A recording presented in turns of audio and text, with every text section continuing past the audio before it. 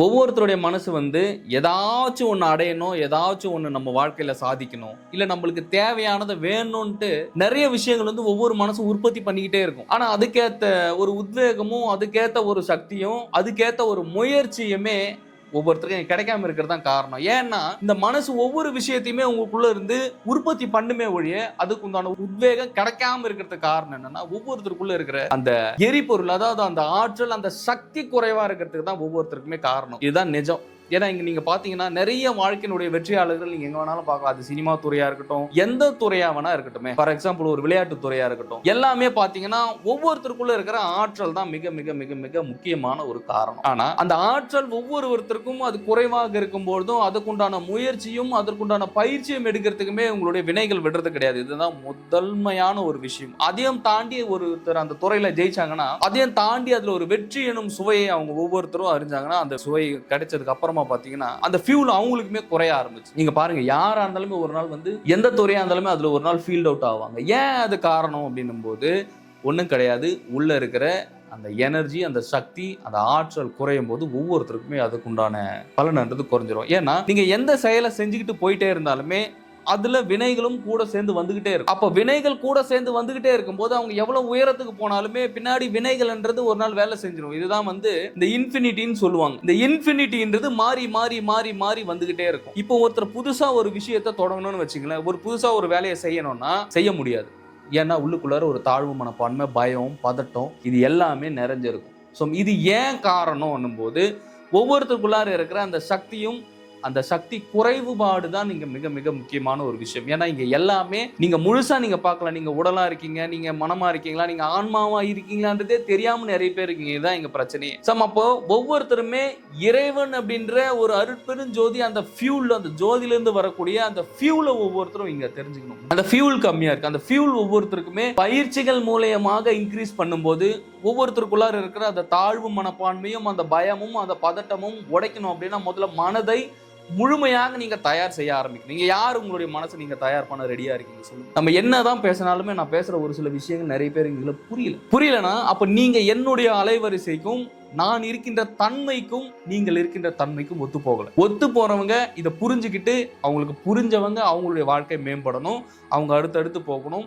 கர்மா இல்லாத வாழ்க்கையுமே பிறவியில்லா பெருவாழ்வுமே அடுத்தடுத்த வாழ்க்கையினுடைய அடுத்த பரிணாமத்துக்கு ஒவ்வொருத்தரும் தயாராகிக்கிறதுக்கு இங்க நிறைய பேர் தன்னை ஆயத்தப்படுத்திக்கிறாங்க. ஆனா இங்க நிறைய பேருக்கு அது புரிய மாட்டேங்குது. ஏன்னா ஒன்று செயல்படணும்னா அந்த செயலுக்கு முதல்ல இங்க என்ன தேவைன்னா ஒரு அதீதமான ஒரு சக்தியும் ஒரு ஃபியூலும் தேவை. அந்த ஃபியூல் தான் ஆற்றல் என்று தமிழில் உச்சரிக்கப்படுகிறது. அந்த ஆற்றல் என்பதே இறைவன், அந்த ஆற்றல் என்பதே அருட்பெருஞ்சோதி, அதாவது நெருப்பிலிருந்து வரக்கூடிய ஒரு ஃபயர்.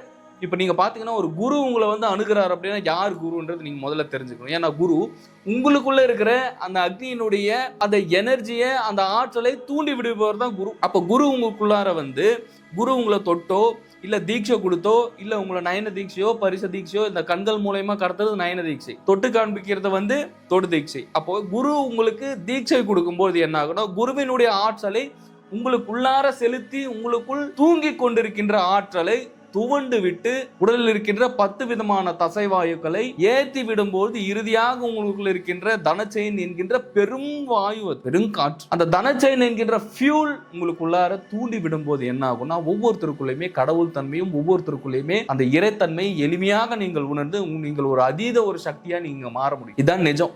ஏன்னா நீங்க இங்க உடலாவும் உடல் பற்றாவும் மனப்பற்றாவுமே இந்த மனசுல நீங்க ஃபுல்லா பாத்தீங்கன்னா உங்களுடைய டேட்டா தான் ஸ்டோர் ஆயிருக்கு. அப்ப நீங்க உங்களுடைய பழைய டேட்டா, நீங்க இப்ப ஸ்கூல்ல என்ன பண்ணீங்க, உங்க ஃப்ரெண்ட்ஸ் கூட என்ன பண்ணீங்க, நீங்க இதுக்கு முன்னாடி என்னவா இருந்தீங்க, இந்த மாதிரி விஷயங்கள் எல்லாமே தான் திரும்பி திரும்பி திரும்பி உங்களுடைய மனசுக்குள்ள வெளியே வந்துகிட்டே இருக்கும். அப்ப அந்த டேட்டால நீங்க வாழும்போது முழுமையா நீங்கள் நினைத்ததை இங்கு அடைய முடியாது.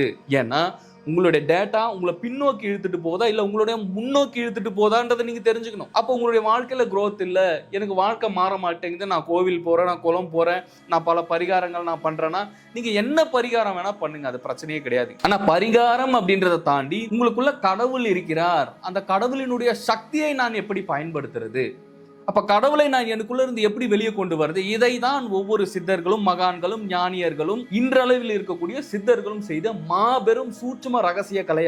அதுதான் பிரம்மயோகம் சொல்லி கொடுத்துட்டு இருக்கு. ஏன்னா பயிற்சி குரு பிரம்மானந்த ஸ்ரீ சிவபிரபாகர சித்தயோகி சுவாமிகளுடைய உயர் ரக பயிற்சி. ஏன்னா அப்போ ஒவ்வொருத்தருக்குள்ளேயும் இருக்கின்ற அந்த சித்தம் தெளியணும். அந்த சித்தம் உங்களுக்கு ஏற்கனவே உங்களுக்குள்ள ஸ்டோர் ஆயிருக்கிற அந்த சித்தத்தை ஒவ்வொருவரும் தெளிய வைக்கும் போதும் உங்களுக்குள்ளார ஒளி ஏற்படும். அந்த ஒளி தான் உங்களை அடுத்தடுத்த உங்கள் வாழ்க்கையில் கொண்டு போகக்கூடிய பல பரிணாமங்களுக்கும் பல விதமான விஷயங்களுக்கும் நீங்க போக முடியும். உங்களுடைய வாழ்க்கை அப்பதான் மாறும். பட் நான் இதெல்லாம் எதுவுமே பண்ண மாட்டேன், நான் இப்படியா தான் இருப்பேன், நான் வாழ்க்கை மாறிடணும்னா எங்கிருந்து மாறும்? நீ தான் முழுசா உன்னுடைய பழைய டேட்டால மாட்டின்னு இருக்கிறீங்க. அப்போ உன்னுடைய பழைய டேட்டால, உன்னுடைய பழைய கர்மால, பழைய விஷயங்களை நீ இருக்கும்போது உங்களுடைய வாழ்க்கை அடுத்தடுத்து மாறாது. அப்ப மாறணும்னா என்ன பண்ணணும்? முதல்ல உன்னுடைய மனசுல இருக்கிற இந்த பழைய விதமான கர்மாக்களையும் பழைய விதமான நீங்கள் இத்தனை நாள் உங்கள் வாழ்வில் செய்து வந்த, இத்தனை நாள் உங்க வாழ்க்கையில் செய்த இந்த விஷயங்களை எல்லாமே அழிக்கும் போது, யாரை வைத்து அழிக்கணும்? பரமாத்மாவாக பரபிரம்மமாக இருக்கக்கூடிய சிவபெருமானிடத்தை வைத்து அந்த அக்னி ஜுவாலையில் உங்களுடைய கர்மாக்களை எல்லாம் கரைக்கும் போதும் எரிக்கும் பொழுதும்